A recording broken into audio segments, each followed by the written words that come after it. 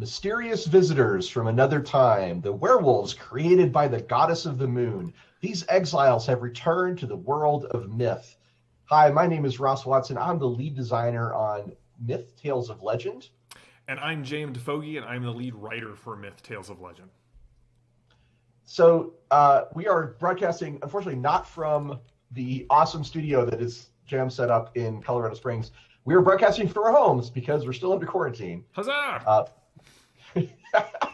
Please forgive the production values. We will be trying to improve them as we go. So today's episode is, what is today's episode all about, Jam? Well, today's episode, so we've been kind of switching off. We're doing one episode on mechanics of myth and then one episode on the lore. And so we're really excited to talk about the Lucanine today, which is the race of werewolves that is sort of new to myth. And we got to develop a lot of the lore. And so we're just going to sort of share that with you as we talk about it today. You know, it's funny. You say we. Actually, a lot of this was you. I remember that. I remember coming up with like a few basic concepts and outlines, and we got some information from Brian and Keith. Mm-hmm. But a lot of this was like, and here you go. And Jam was like, cool, and he ran with it. He picked up the ball. So the Lucanine are I would say the lion's share of that is on Jam. Oh, well, so thanks. Just to be clear. But they are, although they are called werewolves, I think it's important to point out that the Lucanine are actually, for the most part, they are not shapeshifters. Right. They are their natural form, if you will, is the werewolf-looking, hulking wolfman type appearance. And I think we had some really cool sketches by Keith Lowe that we can show.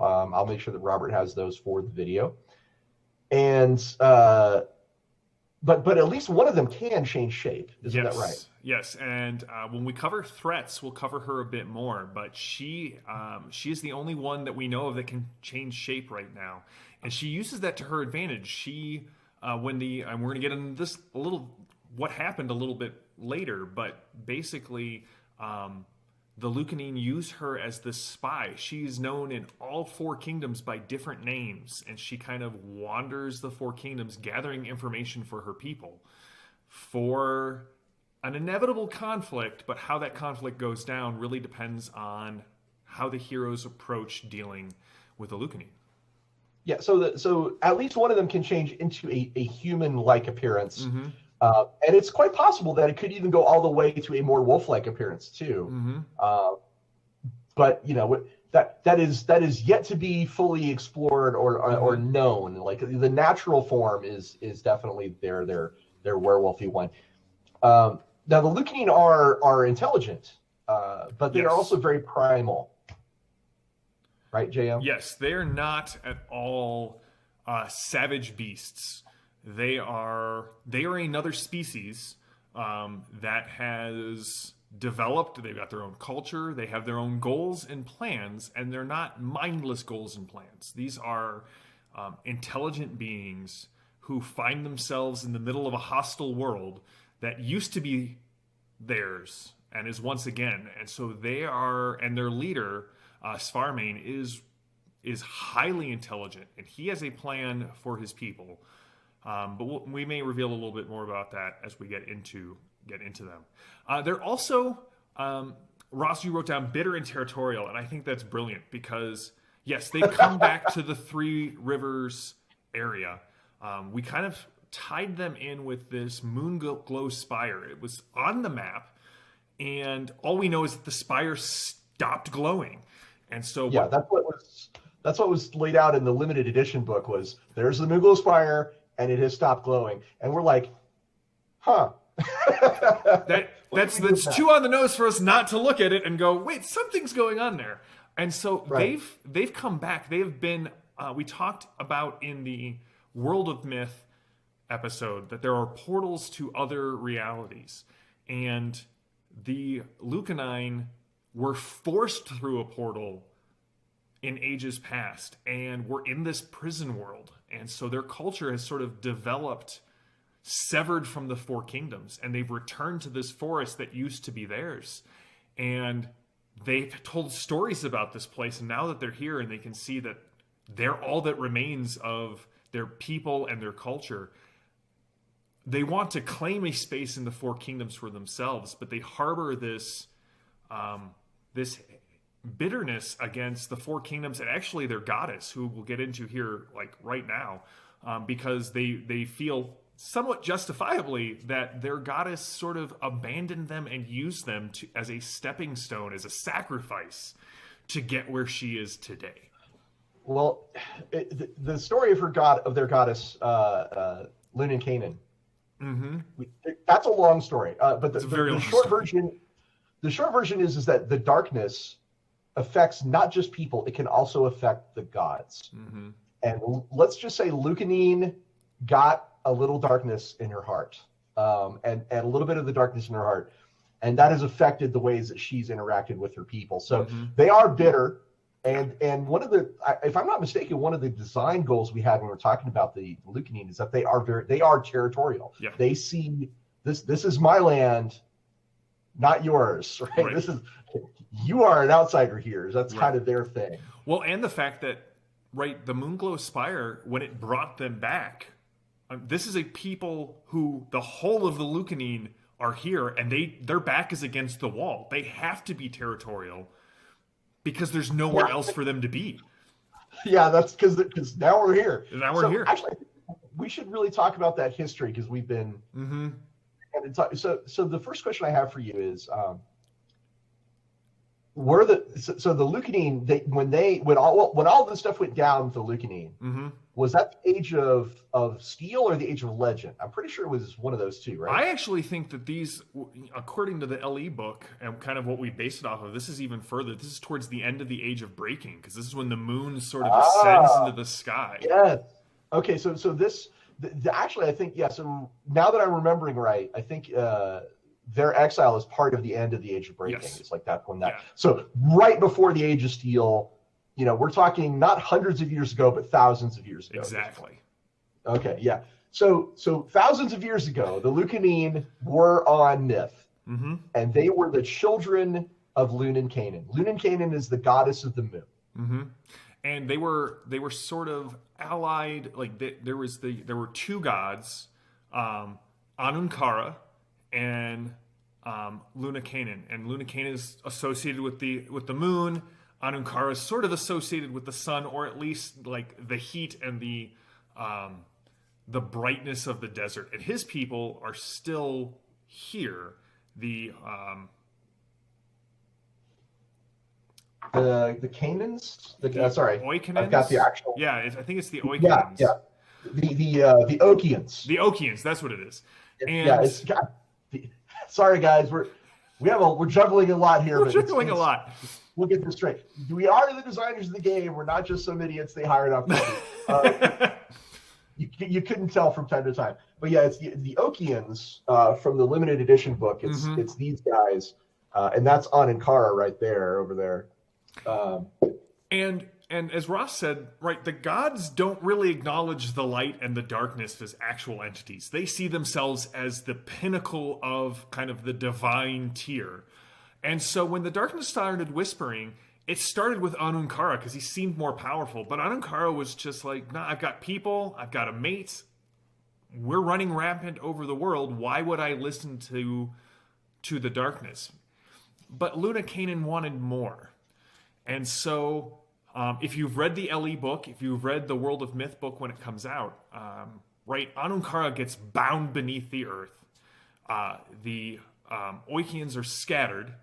And the other part of this sacrifice that Lucanine made to the darkness was she tricked her people into going through this portal into this other world, which they've sort of referred to as Bound World. They were in this hell world for millennia, fighting to survive. And no one's sure if the darkness did this to remove players from the board that would have opposed it, or to breed super warriors that it could bring back when it needed. But yeah, there's an equal chance of either one of those being true. And Bound World is a really cool name for it. I think that's a great idea. Like we were sort of in bondage. We were in Bound World. Yeah. It wasn't pleasant. No, not at all.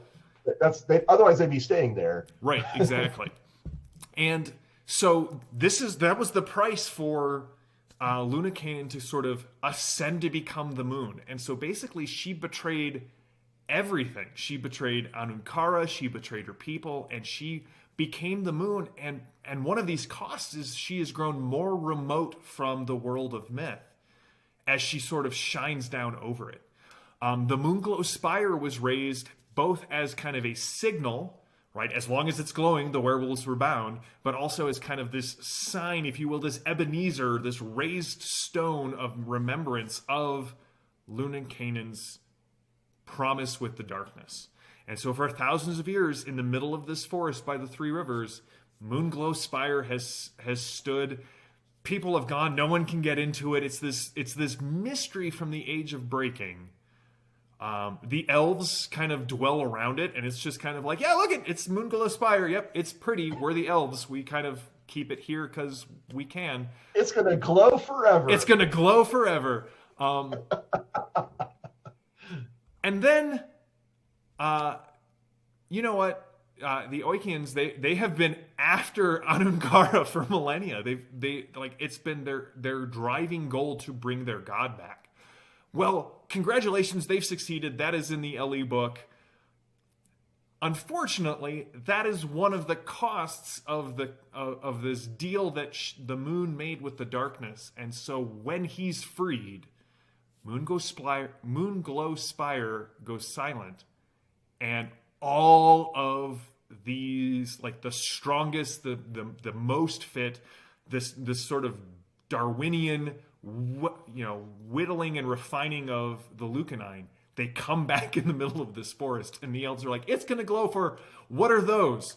And so Svarmain is leading his people out to take over the Elven Wood, because this is now their home. They're in the middle of a hostile land. For millennia, they have dwelt in a hostile land. It's all that they know. So they know you fight to keep what you need, or else you perish. And so the elves have gone to the Three Rivers. The Three Rivers are desperate to not be another deaf council. So they're calling heroes, hey, there's this new threat. We don't know what it is. You have to go in and deal with it. Right. And also, the Lucanine are not just one monolithic culture. They have clans. Yeah. Svarmain's clan is one of the strongest. Mm-hmm. But Svarmain is not a king. He's not like, I rule all Lucanine. But he does rule the clan that came through first, which is a big deal. Yes. And that makes him a very important figure to the Lucanine, as does their shape-changing spy. Yes. So there are definitely individuals in the Lucanine, and we mentioned this, I think, in the World of Myth overall video we did. There are tipping points in the world, and the Age of Heroes is full of them.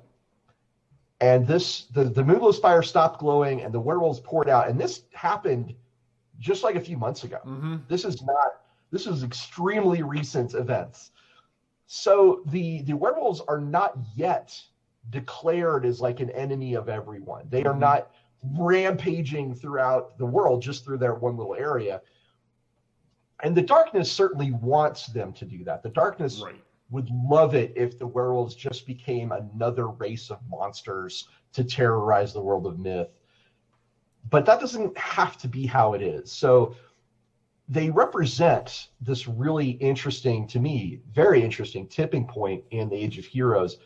And that is, how can your player characters change things? Mm-hmm. I mean, probably, like, your standard group of adventurers is going to come along and, oh no, the elves, we need help. These werewolves have invaded our forest. You're going to like, cool, I've got my sword and my shield, and we're going to go kill us some werewolves. Right.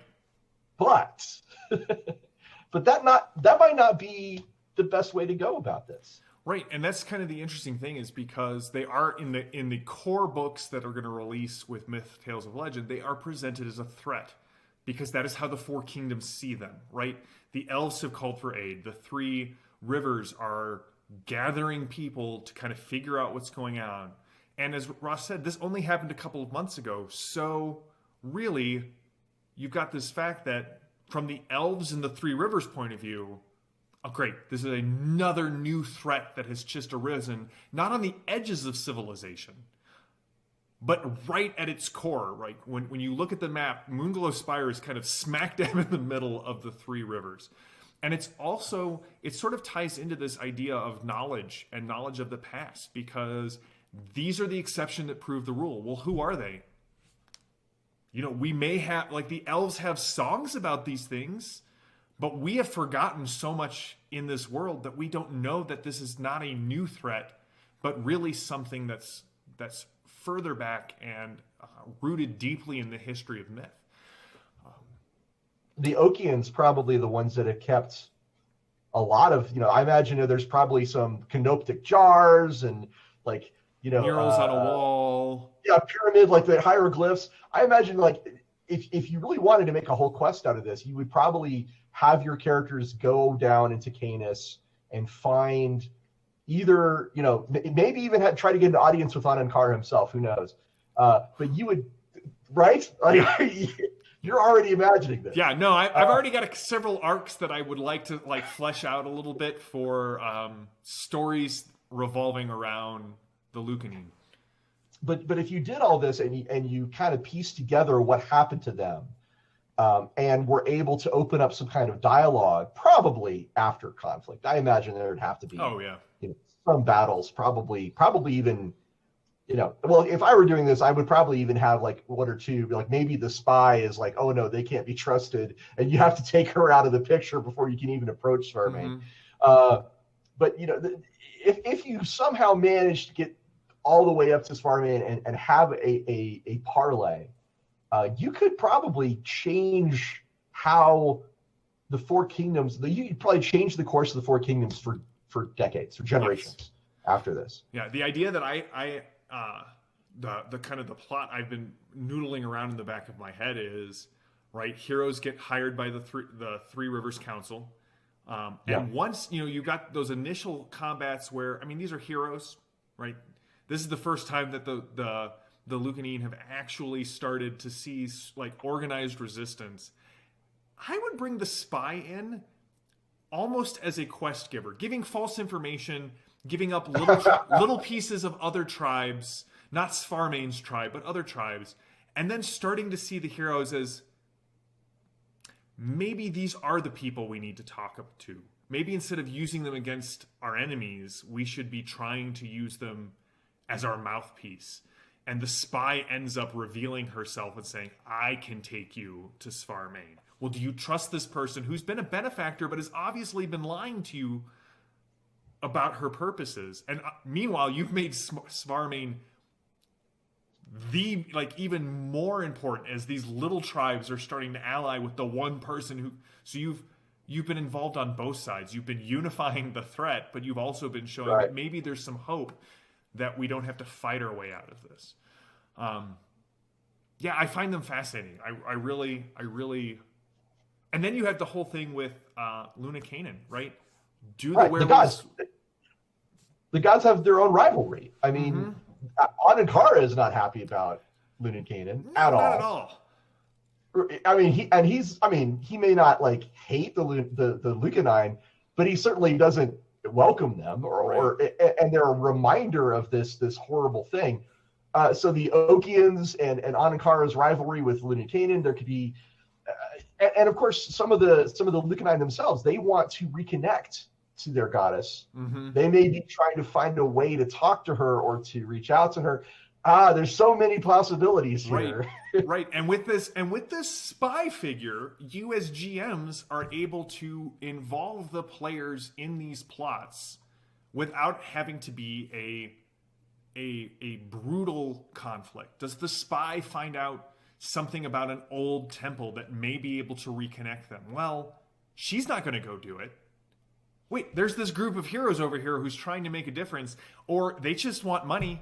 I'll pay them to go check out this temple and bring back the scepter of the moon that they find there. Sure. Oh yeah.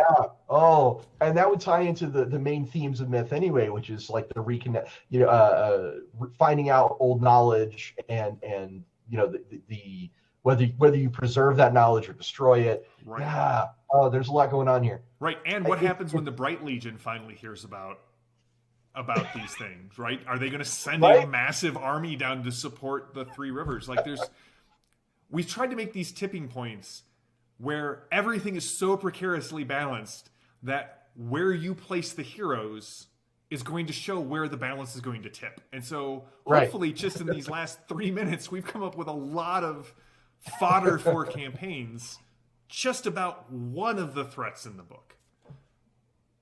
Well, yeah, and the Lucanine are there was what I'm trying to say is there was this comment in the chat on the video we did about the world of myth, and the comment was asking if we are advancing the story of myth or if it was going to stay the same as it was in the board game. And my answer was that we absolutely are. We're introducing new things. The storyline is advancing. That's not to say that we're going to follow some kind of it's not going to necessarily be like BattleTech and Shadowrun where it advances a year by year. There's no meta plot necessarily or anything like that.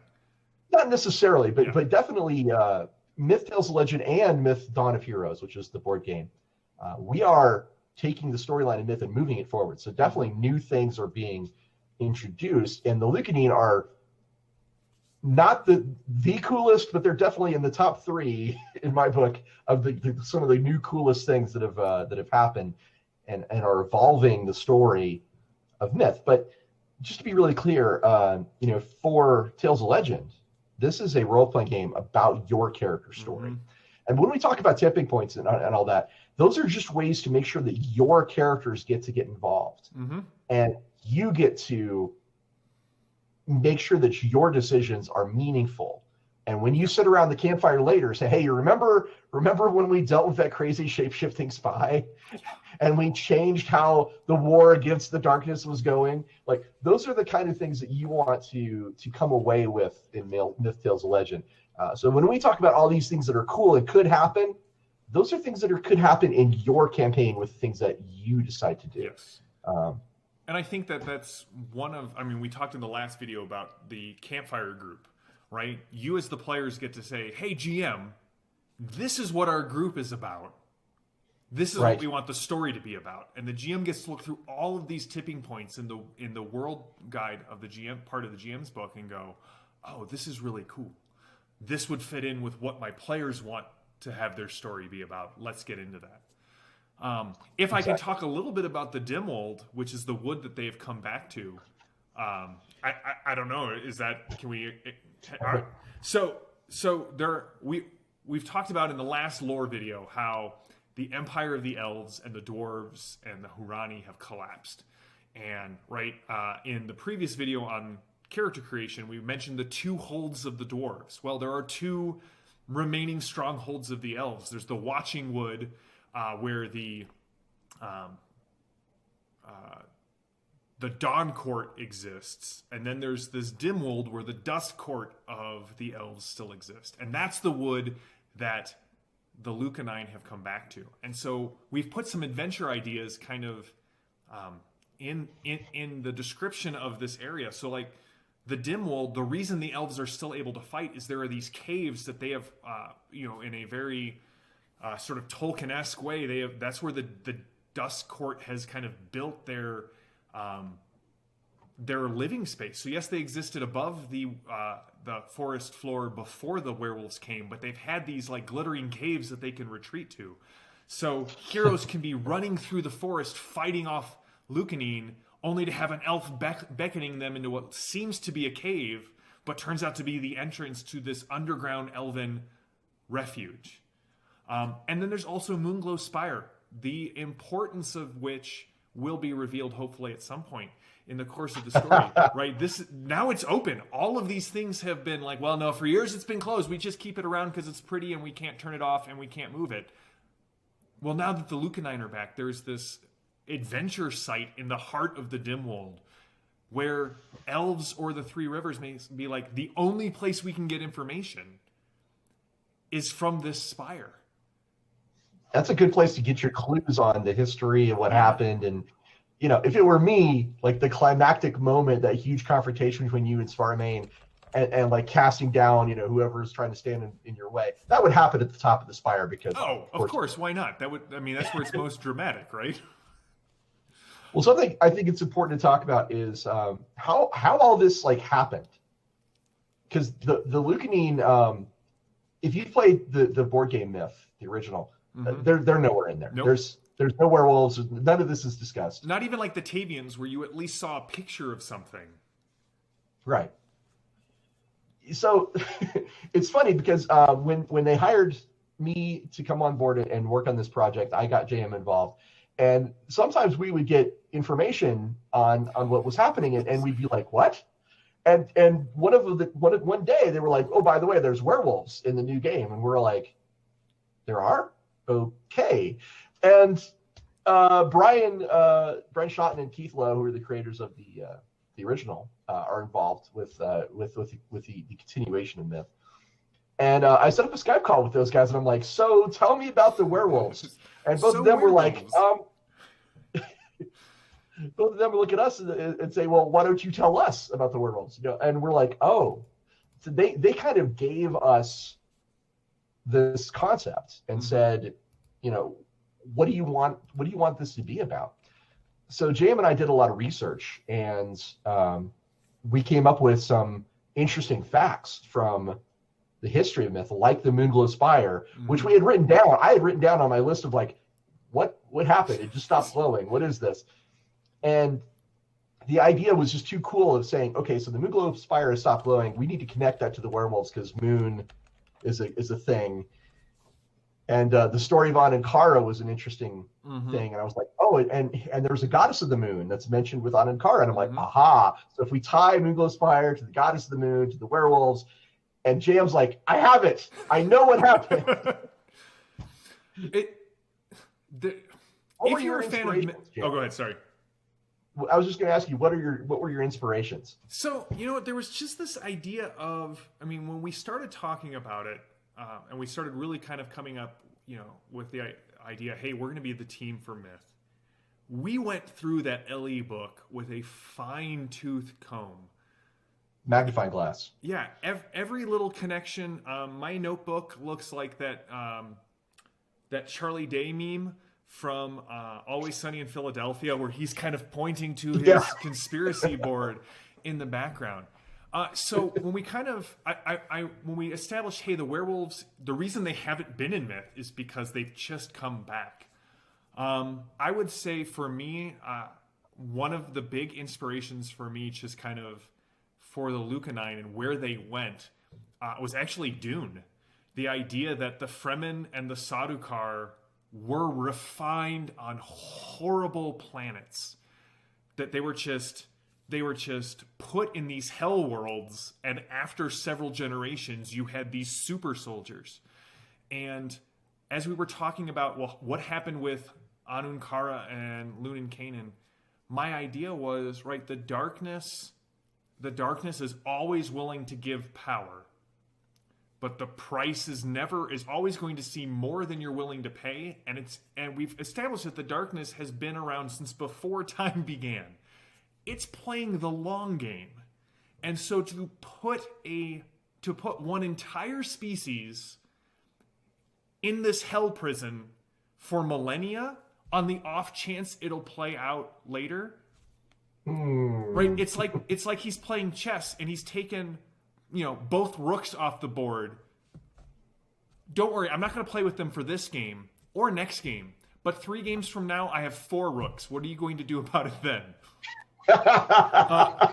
So that, like, all of that kind of came together, and we stirred it up and we let it sit and we bounce ideas off each other, and slowly over time it's been refined into this idea. And then once we started writing in it, I think I sent you a Skype. I was like, but Ross, I know we're focusing them on as threats in the core book, but what if the heroes could turn them into something else? And then that was sort of the final piece of the puzzle that came in, and the Lucanine really came into focus. So going back to one of our questions that was in the chat from Dan Gillis, yes, I would love to have the Lucanine as a playable a playable species, especially if how cool would it be in your game if you're playing and the Lucanine have been this story and it becomes a playable species and the GM can go, Ross, because you were so influential in this, you get the first opportunity to play a Lucanine. That NPC you've been talking with, go for it. If you want to make a new character, you can run with it. I think that would be just such a great story element to say, cool, now you've unlocked this playable species. That would be really cool, I have to admit. There's so much going on here. The Lucanine are just really one part of the world of myth, and we're going to explore more as we go on. I think people are going to really be excited to hear about what we've got in mind for the Tavians and where they came from, and what's going on with the Naga, and what's going on with there's a lot of interesting stuff here. I think we absolutely want to have a whole episode where we talk about how the gods work, because we mentioned the gods quite a bit in this episode, and you made that great point that they don't really acknowledge the light or the darkness, but there's also like levels of gods, because the shadow, which is something the Harani venerate, is technically it's a demigod, but it's not really. That's why I was saying I'd love to play an acolyte of the shadow someday, because you could. But we'll have to do that in the future. In the world of myth, but to the Harani, it is the only god or goddess. Well, right? I mean, you could play a Harani who's an acolyte of the Lord of the Morning if you want to. Gods. The point is, gods exist, and there's different levels of them. And we're going to get into all of that, because the rivalry between Ankara and Lucanine is fascinating, but it's not the only rivalry that exists. So there's that. I'm just excited about the future as we get into more and more of these discussions about the world of myth and the lore, because you and I have built quite a bit of it. Brian and Keith are the original creators. Those guys deserve all the credit. But really we did come along. We got to come along and sort of build on the foundations that they laid, and it's exciting to do that. And you can tell, I think, that we love the things that we're working on here. Just look at JM's face when he was talking about the Lucanine, and you can see somebody who's like, "This is awesome." Yeah, and that's how we feel about quite a bit about the world of myth, and we're going to share that with you in future videos. JM, did you have anything else you wanted to say about the Lucanine before we wrap it up? You know what? I mean, as we said, they're going to start off as threats. So we have developed 4 different threats for you to use with the Lucanine, and we can talk about that more when we get into the threats. But 2 of them are named characters. One is Svarmane, and one is this shape-shifting spy. And so you're going to have a lot of options right off the bat on how to use the Lucanine as a threat. But again, one of the things with the way Ross designed the game is, threats also have some of the same building blocks that PCs do. So it's not just, hey, here's how hard they hit, and here's how much damage they do, and here's how much damage they can take. So if you want to introduce these threats in a more NPC fashion, you're going to have the tools there to use them. One of the things I do like is we gave each threat group a special ability, and of course the Lucanine have pack tactics. So the more Lucanine that are on one of your heroes, that's when things like 1-on-1 fights not as bad. 3-on-1 fights, it gets exponentially worse. So that's a really great point. I also wanted to mention that in the board game Dawn of Heroes, Myth Dawn of Heroes, you will be seeing miniatures for the Lucanine, because they are one of the threats in that game. And I don't know if we have videos on that yet, but I think we will eventually. I don't know. Trust me, I'm just throwing out some words here. I honestly don't know. But if we ever, once we get to talk about more about Dawn of Heroes, which again, we're not those guys. No, we're not those guys at all. We want to play the game Dawn of Heroes. When Dawn of Heroes comes out, we'll have more. I'm sure they'll have more to talk about with the Lucanine and how they work in the board game as monsters and things that you fight. So with that in mind, Once again, if there's anything that you want us to get into to talk about more in the world of myth or the mechanics of Myth, Tales, and Legend, please leave a comment in the comments below. We love to read those and find out what you guys are thinking. Be sure to check out all the other stuff that we've got going on the Ulysses International channel. JM is running the Annals of Antioch. Yes. Which is a Fading Suns live play. It is. Tell us about that. I'm really enjoying that. So basically, if you've been following the Fading Suns game at all, we had the crew of the Oh Boy, but we were meeting at the studio for that, and we can't meet at the studio right now. So we spun up a new game, Annals of Antioch. A group from the known worlds went through a lost gate and ended up on Antioch, this world that has been severed from the known worlds since just after the Second Republic fell. And so we have the heroes from the known worlds trying to get back to Byzantium Secundus. They've met up with a couple of their on-world allies, and they have discovered there's this ruler known as the Paladendrex who is employing these judges that seem to be some cybernetic terrors left over from the Second Republic. And so they're just desperately trying to get off-world. As long as the quarantine goes on, that's where we'll be. I mean, they may make it off Antioch, but those are the group that we're following. What's the schedule for Annals of Antioch? So the next week, so the week that this is released, that'll be the last. It's weekly? Right now it's every Tuesday and Thursday, but starting the 21st of April, Tuesdays we'll go back to Tor. We're going to spit up a brand new Tor game. Don't even know what it's about at this point. Ross is going to join us. Then Annals of Antioch will go to Thursdays. So Tuesdays will be Torg Night. Thursdays will be Fading Suns. You can catch all of them after the fact on the Ulysses International YouTube channel where you have stumbled upon this video. So right. Also, Robert Aducci is doing plays of The Dark Eye, and there's a team, I think, that's doing Aventuria videos as well. So Ulysses International channel is hosting quite a bit of content for all of our games. Please be sure to check those out. And once again, we thank you guys for supporting us and supporting our channel. And, until next time. Keep telling stories.